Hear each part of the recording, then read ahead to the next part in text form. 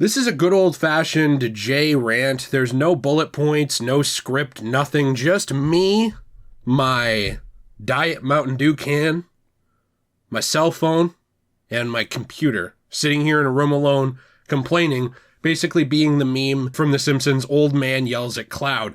But I am so annoyed by this because something I've been noticing lately, especially online, especially from Americans, I will say, especially from Americans, is this whole thing with brand loyalty and the inability to criticize something without being a hater.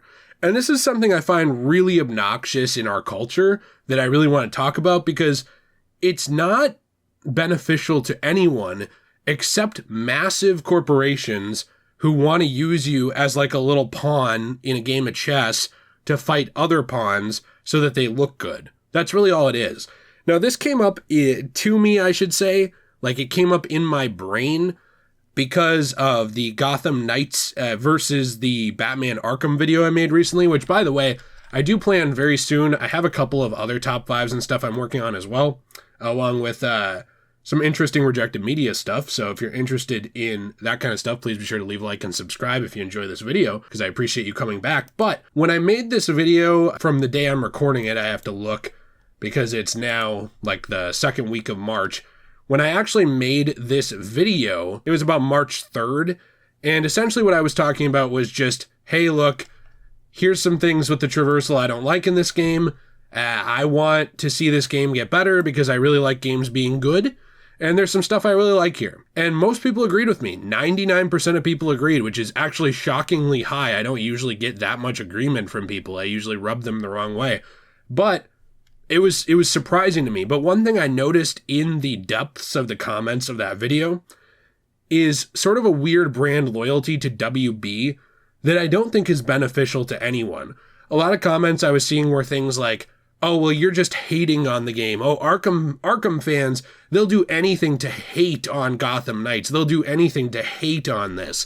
And it got me thinking, because Jonathan Majors, who played Kang recently in Ant-Man, Quantumania, whatever, he had a similar statement to this, which I found very disappointing. What he said was, haters are going to come. If you're doing anything right, you know, you will have opposition, and that's okay. But I'm not in the interwebs or on the streets where I can feel that opposition. So my job is to create with an open heart as boldly and bravely as I can. And he keeps talking about the comics and stuff. And here's the thing. I do agree that to some degree, there are people that are haters in real life. There are people that just constantly want to drag everything down. All they do is criticize. They have nothing positive to say. They have nothing really about them that's positive. It's just negative, negative, negative, and that's all they have, right? They can't really enjoy things. They're a glass half empty all the time. And that's not the kind of person I want to be. I don't think that's the kind of person most people want to be. And I would agree that that kind of person is a hater, right? But this term is so overused in the modern day, especially in the media with entertainment when it comes to video games, movies, books, anything. Anything that the mainstream, or even now just everyday fans want to defend, that gets any criticism is only getting criticism from haters. That's it. And I don't understand this stance because it doesn't actually help you get good products. And really what it is just bending over for a company and letting them do their thing. But when it comes down to it, if you don't criticize things when they have problems, or at least when you believe they have problems, even if you're one of those every single thing in the world is subjective people, and there's no objective quality at all, even if you're one of those people, if you perceive something to have subjective problems, you still need to be able to say so, because those things will never change without someone voicing their concerns. You know, we can look at examples, by the way. People say, oh, well, they never do anyway. That's actually not true. It's extremely negative. And even though they don't a lot of the time, there are times where they do. Look at things like the Sonic the Hedgehog movie. Sonic looked like, basically like Geiger's like wet dream. He was terrifying, okay? He looked like a new villain being introduced in a furry spin-off of the Alien franchise. People were like, this is not okay, not a fan of this sucks. And they definitely made their voices heard. And then what happened? They went back and they actually changed the design of Sonic, and he looks like he did in the games. He looks like he did actually in his comics and his source material, and he's fun, you know? There was a lot of criticism of the MCU Spider-Man. And what happened? Well, They brought back some of the original Spider-Men, addressed some of the criticism, and tried to move forward in a different direction that I think is more positive. There was criticism about Assassin's Creed. That's one of the things we cover on this channel a lot, about how, oh, well, all you care about now is RPGs. You don't want to do any of the classic games that made you popular. And now what is Ubisoft doing?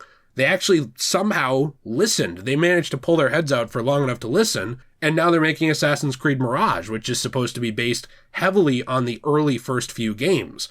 There have been a lot of examples of this. Even James Bond, because we talk about Bond on this channel. Big criticism of the Daniel Craig era. Where is the Bond theme? What does No Time to Die actually do? Focuses a bit more on the Bond theme, trying to go more Ian Fleming classic. The point that I'm trying to get at is not that we as consumers, we're warriors. We have to fight in a war and change everything. But the point is, if you don't like something, there's nothing wrong with saying you don't like something. There's also nothing wrong with having a mixed bag opinion. Gotham Knights is such a good example for me for that. I love things in that game. I can't wait to give you guys my, I know it'll make people mad, but I can't wait to actually upload and give you my whole 5 things I think Gotham Knights did even better than Arkham, like by being inspired by it and doing some things differently. And then also 5 things I think Arkham did differently. I'm really excited for those videos in the near future.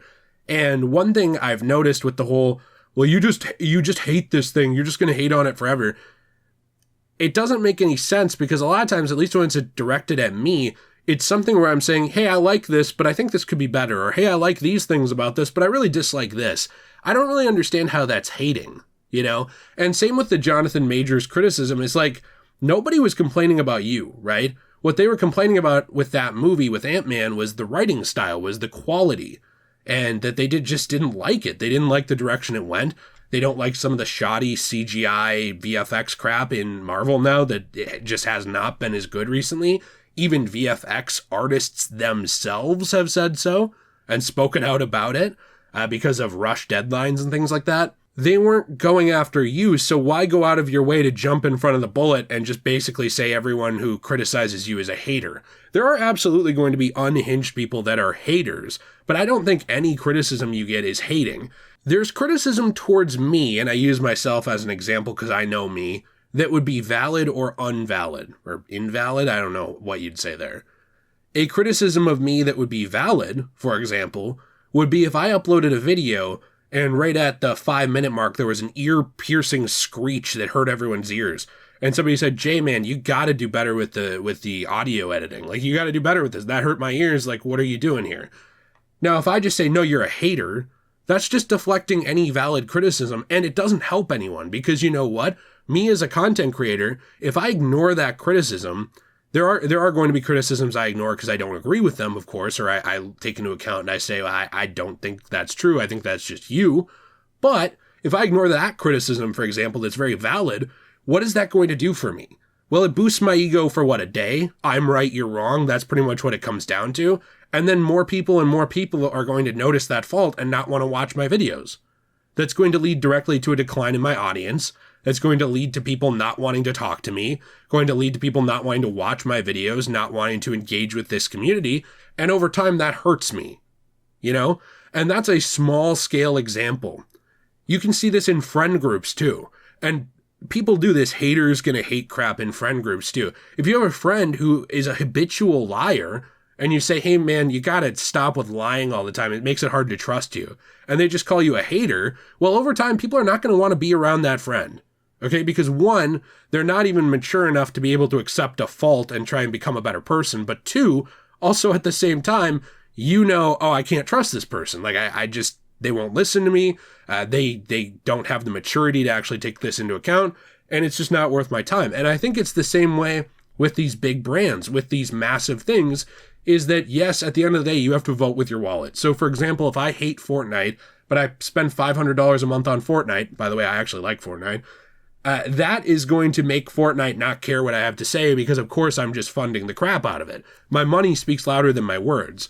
But I don't think that means that your words have no value or that you should have no opinion at all. I think that's an extremely weird take, and it's one I've seen more and more of, well, if you don't like it, just don't buy it. If you don't like it, just don't watch it. And yeah, that's fine. If you don't like something, it probably is in your best interest to stop engaging with it at a certain point and come back if you think it's better in the future. but you're still allowed to have an opinion, and you are still allowed to voice that opinion and say your piece, because I think that as long as you're remaining mostly respectful, I think once it crosses over into just straight up disrespect, I stop listening when it's directed at me, because I don't need that. But as long as you're being respectful with your opinions, I don't really see what the problem is, and I don't get how that's hating. And a lot of this comes back to brand loyalty, in my opinion. The idea of, I'm an Assassin's Creed fan, so I have to like everything they put out. Oh, well, I'm a Batman fan. I have to like every game that WB puts out regarding Batman. Oh, I'm a Fallout fan. I have to like every Fallout thing. Oh, I'm a James Bond fan. I can't dislike one element of this movie, or I'm a hater. You know what I mean? This kind of stuff. I was just going down the list of videos I uploaded and looking at these brands. Even, oh man, Suicide Squad Kill the Justice League is a huge one. It's a huge one that I've seen this with, where there's a lot of people jumping in front of the proverbial bullet to try and say, no, that's not a valid criticism to criticize that this single player game that you can play that also has multiplayer, that it has to be connected to the internet at all times according to the Q&A from the developers. That's not a valid criticism. If your internet can't do that, you just shouldn't play games anymore. I even saw that. I posted a tweet about that on Twitter, kind of laughing at somebody's take. What are you gaining by this? The company will not notice you, by the way. They won't. They don't really even notice people like me. And when I say people like me, I don't mean important people. I mean, I have like 15,000 subscribers. Do you really think that jumping in front of a proverbial bullet for a company when you're just a normal person on YouTube, just on a normal account, no subs, nothing, just a viewer, or on Twitter with like 200 followers, do you really think jumping in front of that train for that company, jumping in front of that criticism is going to get you noticed? Do you think you're like a hero to them? You're not. They don't care about you. They don't care. I mean, these companies don't really even care about people like me who have a reach. You know what they do? They use people. That's what they do. That's what advertising is. And that's not always a bad thing. You know, like if I had 10 million subscribers, Ubisoft would say, hey, it might say, hey, we notice you're an Assassin's Creed person who likes Assassin's Creed. What if we send you this collector's edition and you put it on your channel and it gets 3 million views and all of a sudden that's free advertising for us and all we did was give you this thing and pay you $300 or whatever. You know what I mean? That's what it is when it comes to content creators. And that's why I think it's important to find content creators will take deals that they believe in, or will talk about things that they believe in, or will be transparent about that kind of stuff, you know? That's why I think that's important. And even at that level, it's not like you're BFFs with a company. It's just that it's mutually beneficial for you. It's like, hey, I like this thing. I'd love to talk about it for you. Wow, monetary compensation, that helps me pay the bills. Hey, we made this thing. We want you to talk about it. Wow, you just brought in 100,000 new sales. Great, that's really good for us. We came out ahead. Pat on the back both ways. See you next time. That's all it is. You know, it's not being buddy-buddy. And I think that there's this weird influencer culture, which I hate the term of and do not consider myself a part of at all, where people think that they're more important than they are. And then what happens is just the average everyday person, you know, who goes to a normal job that is not creating content online, they will look at this and be like, I want to be important too. And so what'll they do? They'll jump in front of criticism for companies. They will jump in front of criticism for billionaires.